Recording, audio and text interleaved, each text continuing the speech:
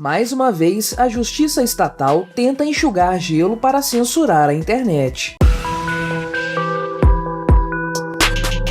Este é o Visão Libertária, sua fonte de informações descentralizadas e distribuídas. Este artigo foi revisado por Donda, escrito, narrado e produzido por mim, Quintessência. A Justiça Federal do Espírito Santo havia determinado no último dia 26 a suspensão temporária do Telegram, aplicativo de mensagens que vem ganhando cada vez mais adeptos no Brasil. A decisão foi motivada pelo descumprimento de uma intimação feita pela Justiça à plataforma no dia 19, que exigia o repasse de dados pessoais de determinados usuários do aplicativo à Polícia Federal. Esses usuários estariam envolvidos em grupos neonazistas, com os quais o adolescente de 16 anos que cometeu uma barbárie em uma escola de Aracruz teria contato. No dia 21, o Telegram entregou parte das informações solicitadas à Polícia Federal. Contudo, os agentes estatais consideraram as informações insuficientes. Assim, a Justiça Federal,